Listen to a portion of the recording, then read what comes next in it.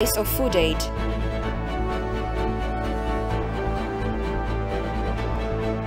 And Election Board says withdrawal of ONLF from election is untimely and inconsequential.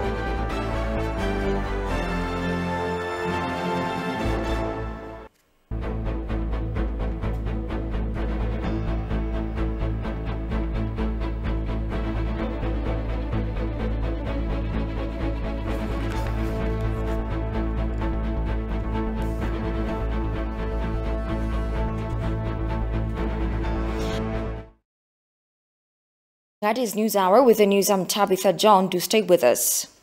Analysts say President Biden's administration is helping TPLF to use food aid as a weapon in the Ethiopian war. A writer close to Horn of Africa affairs, Denton Collins, argues that U.S.'s support to such a terrorist group is nothing but the death of U.S. diplomacy. The writer, in his latest article, urges the U.S. and the West to refrain from helping a terrorist group under the guise of food aid. Demis Mekro takes a look into the article as follows. President Joe Biden recently signed an executive order which was claimed to allow fresh sanctions on the sides that are fueling the conflict in Ethiopia. According to a White House statement released on last Friday, Biden said that the order he signed establishes a new sanctions regime that would allow the U.S. government to target the ones who were either responsible or complicit in prolonging the conflict in the foreign nation. He also noted that the situation in Ethiopia has provided the U.S. Treasury Department with necessary authority to hold the government officials accountable. According to writers in the field, such claims of President Biden's are, however, nothing but part of his administration's humiliating foreign policy record. According to an American writer, Denton Collins, America has lost historic allies in Ethiopia and France just in a couple of days due to misguided foreign policy measures. Collins argued that the executive order has no doubt but emboldened the TPLF and prolonged the war in Ethiopia, other than alleviating the current crisis. Collins claims TPLF is a cunning modern equivalent of South African National Party of Apartheid and the Nazi Party of Germany. But the Biden administration, according to Collins, is now working to keep this terrorist group in life, providing a number of aids, including food aids. Collins said that the so-called food aid to Tigray by the US and other Western countries went out of purpose, and USAID mission also admitted that TPLF was indeed attacking and stealing food from aid storage depots. I do believe that TPLF has been very opportunistic. Maybe they're stealing from citizens. We don't have proof of this, of course. What we do have proof of is that several of our warehouses have been looted and completely emptied in the areas, particularly Amhara, where the TPLF soldiers have gone into. Yes, we know that that's a fact.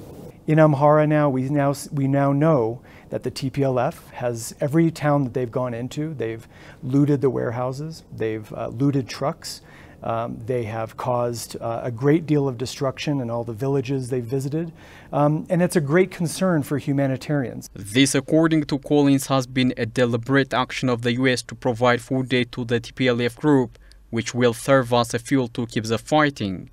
Collins argues the U.S. has long-standing knowledge of misuse of food aid by the TPLF when ruling Ethiopia, let alone while on the run.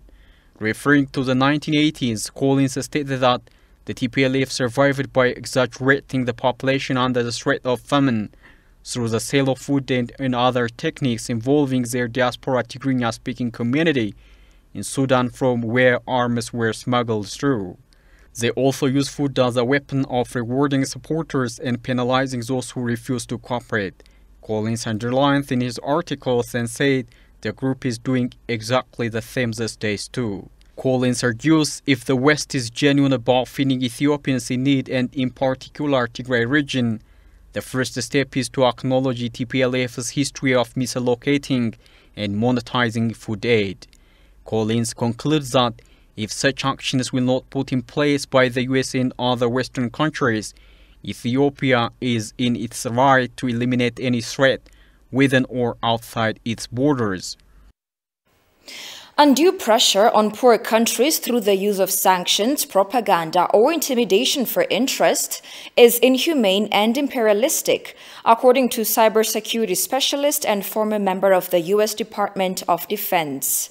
Following the recent misguided move of the U.S. on Ethiopia, Oliver Thomas said this, adding that if America truly believes in democracy and that it is right for people to rule themselves, it will be hypocritical for us to try to control other people. Oliver Thomas is known for his criticism against some members of the international community, including the government of America, on their unfair attempts to pressurize Ethiopia.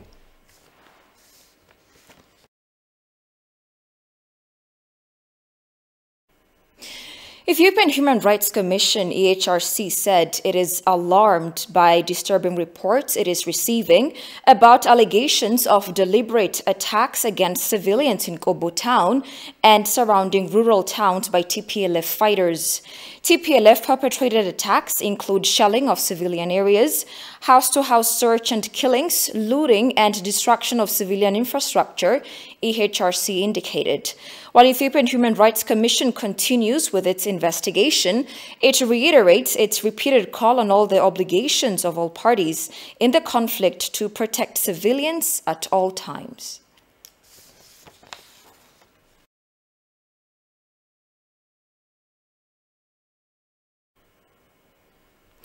The deliberate attacks against civilians in Kobo town and surrounding rural towns by TPLF has become a shocking incident to all Ethiopians and the Human Rights Commission of Ethiopia.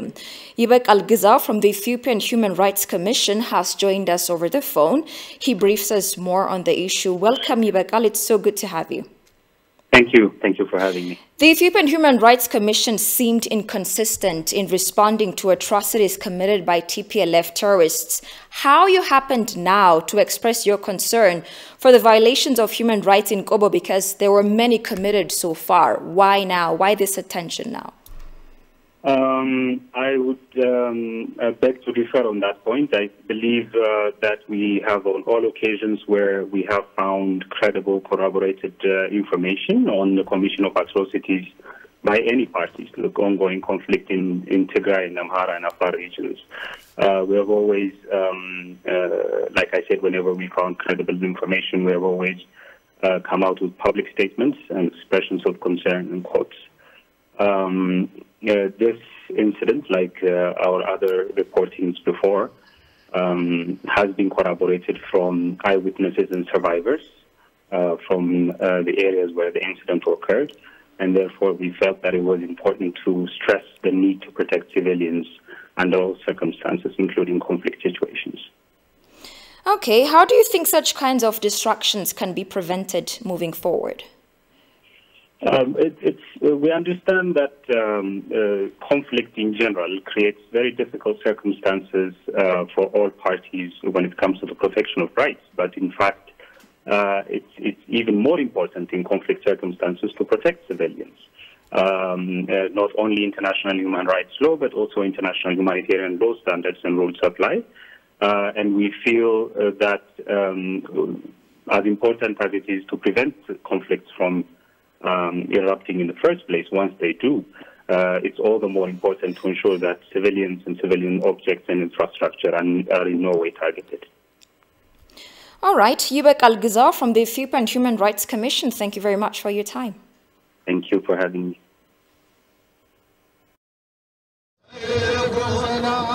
This festival is amazing. It's bigger than I could imagine. We have nothing like this, nothing this big as a religious festival in the United States. So I'm overwhelmed. It's so joyful. I feel so much love in my heart watching your people be so excited here. It's been great.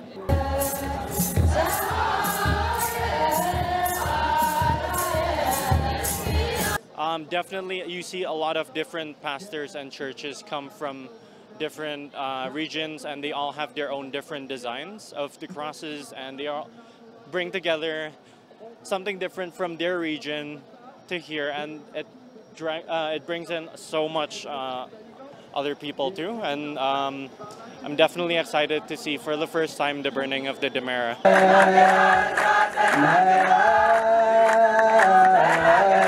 I've come to see this because it is such an important festival for everybody in Ethiopia, and the atmosphere is unique to itself.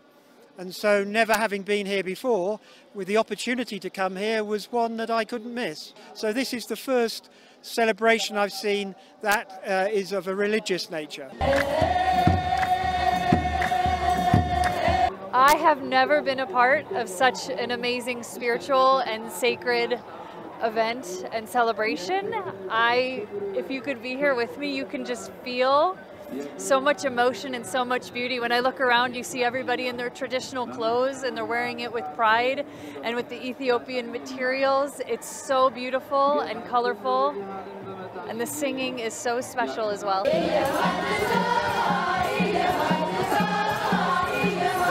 It's a good chance to be here today and to visit the other universities in Ethiopia. I'm happy with my friends. I have great admiration for the Ethiopian church. It is an Oriental church, and coming from Turkey, we are very familiar to the Oriental church in history. So first of all, this is very important for me, to be here.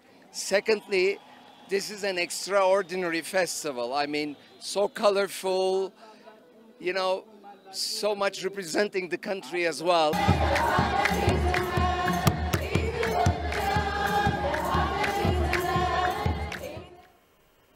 Welcome back. The National Election Board of Ethiopia said it is finalizing preparations to run elections on September 30th, 2021 in Somali and Harari regions and referendum in Southwest People in the Southern Nations Nationalities and Peoples Regional State. Communication advisor of the election board, Soliana Shimelis, said the withdrawal of ONLF from the election is untimely and inconsequential. Alula Teklamariam has this report. Ethiopia held 6th general election on June 21st, 2021. Despite few irregularities, the 6th general election was said to be fair and democratic, as witnessed by the African Union Election Observation Mission and the Eastern African Standby Force. Accordingly, the Election Board of Ethiopia announced final results on July 10, where the ruling Prosperity Party won 410 out of 436 seats. Another round of election was provisionally scheduled for 6 September in other areas like Somali, Harar, and SNNP regional states, but now finally set to run elections on September 30 in these areas, as well as public referendum in Southwestern Peoples, according to Soliana Shimelis, the National Election Board of Ethiopia communication advisor. As you know, we have conducted an election on June 21st in most part of the country, and there are remaining constituencies in different parts of the country, and then we're doing another one on September 30. So on those one, basically we're doing it in Somali region in all constituencies, in Harari in all constituencies, and then in Southern Nations and Nationalities and People region in some of the constituencies where previously election was not conducted or there is an election ordered by the court. So we also have a referendum for Southwest Ethiopia referendum, which is going to be a referendum of like 4 zones and 1 special warada. So we're conducting that on September 30 in general.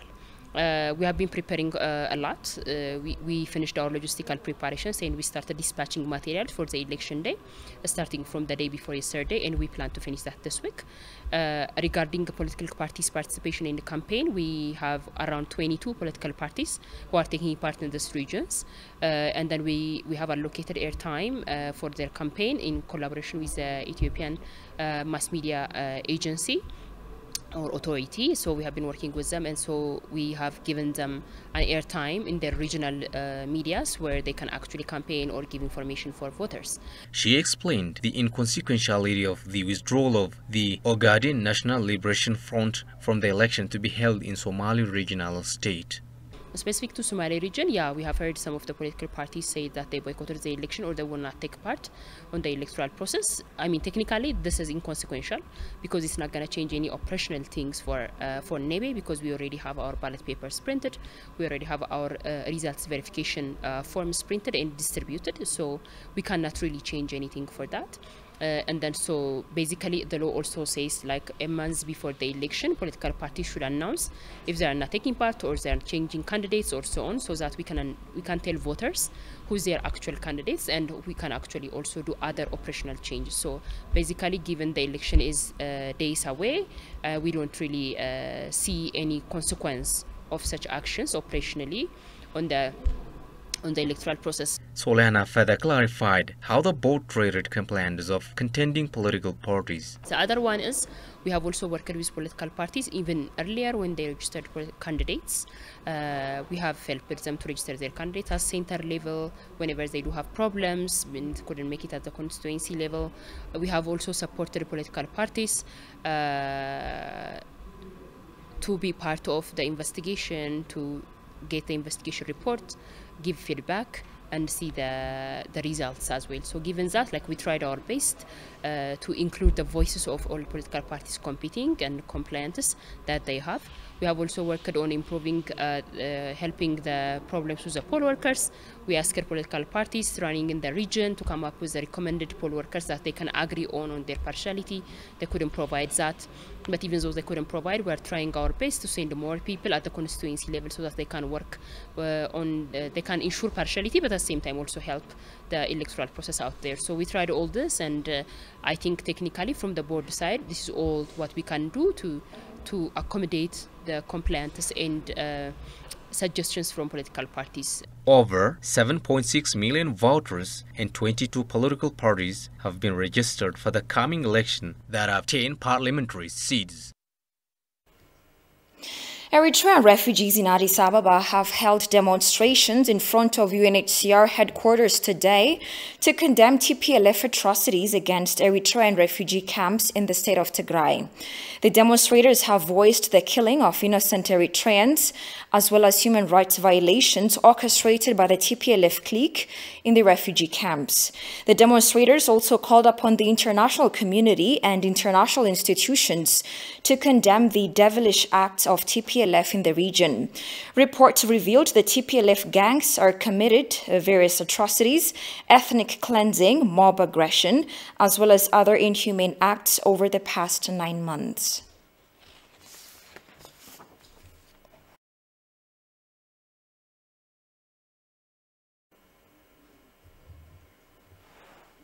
To reflect on the attacks on Eritrean refugees in the northern part of Ethiopia, here on the phone is Dr. Werku Yacob, a geopolitical analyst in the Horn of Africa.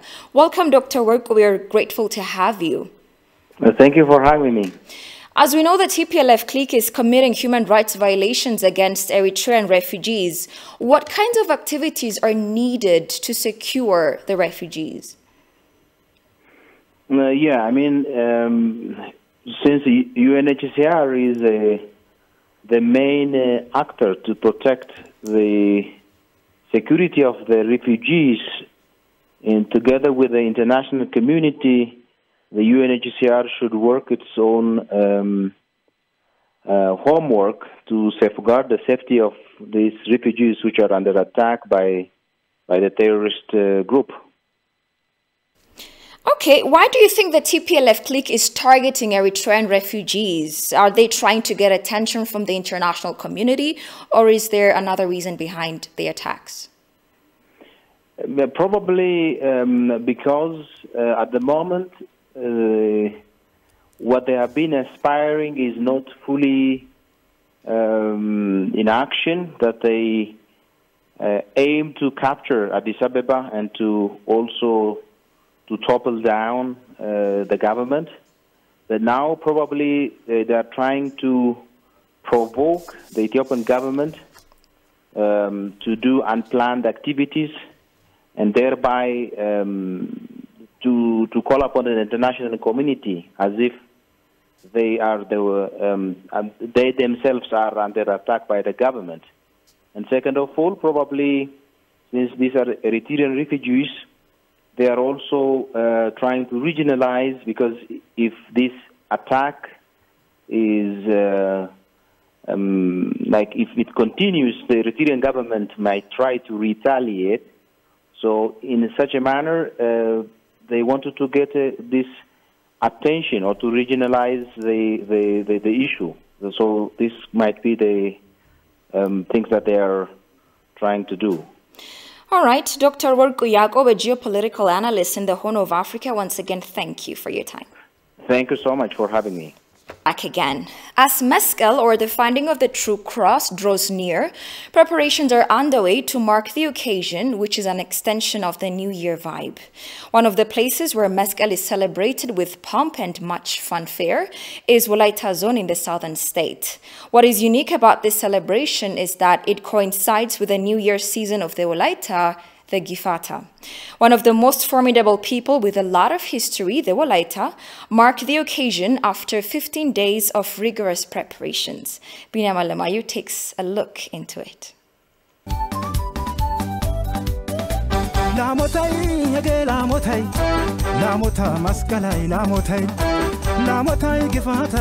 The Wolaita warmly celebrate the transition to a new year with the festive Yo-Yo Gifata.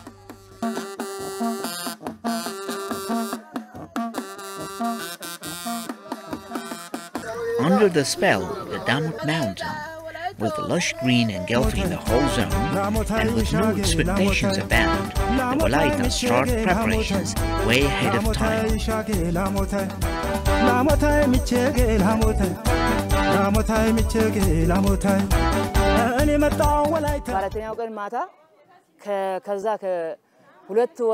ታስሮ የነበረው ከእንሰት የተሰራ ቡልአ ያለው ከቡልአ አቅርቤን ሙቾ ነው የሚባለው ሙቾ ማታ ተሰርቶ ጧት ጎረቤት ሁሉ ተሰብስቦ አብሮ ወደ 10 የሚሆኑ ጎረቤቶች ቡና አንድ ላይ አምጥቶ በአንድ ሽማግሌ ቤት ቡና ይጠጣሉ The festivity is celebrated with a sense of unity and fraternity.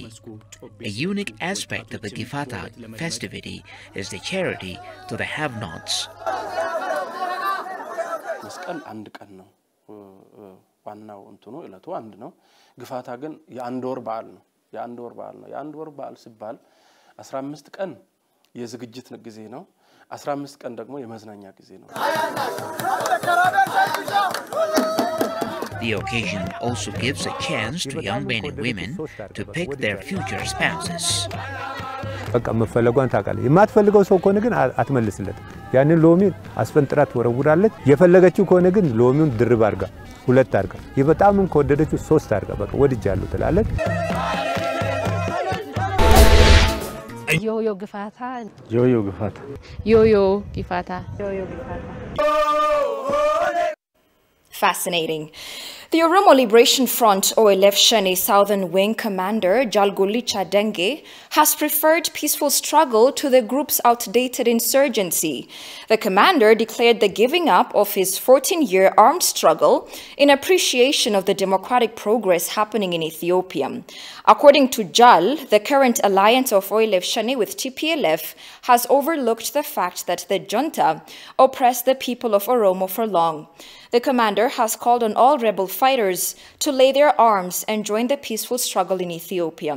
Oromia Communication Bureau head Getachew Balcha, welcoming the commander at Bole Airport in Addis Ababa, encouraged others to do the same, affirming that, quote-unquote, the Oromo quest will never be answered with armed rebellion.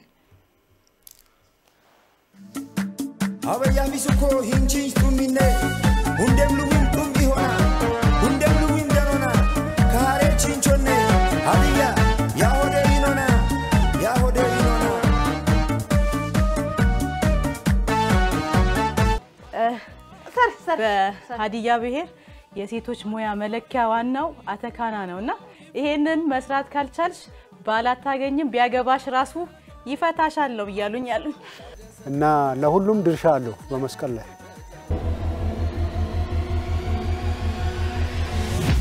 ክትፎ ይከተፍና ቤተሰብ ያው ባለው ልክ ለሁሉም ያን ቀን ዋለና ኒውሊን ዊትና ማቴ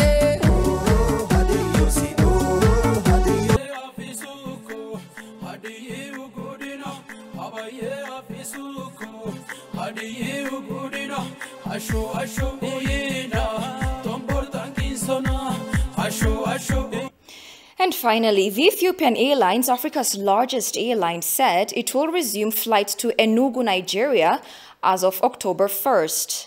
This is coming after 2 years of flight suspension following airport renovations. October 1st is Nigeria's Independence Day, and the flight to Enugu on that day will reinforce Ethiopian Airlines' good relations with Nigeria since the first flight to Nigeria in 1916. He noted that before the closure of the airport for runway repairs, Ethiopian was the only international airline flying to Enugu.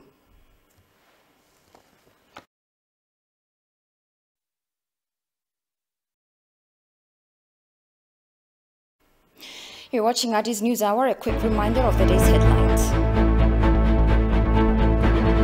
A writer urges the U.S. to refrain from helping a terrorist group under the guise of food aid.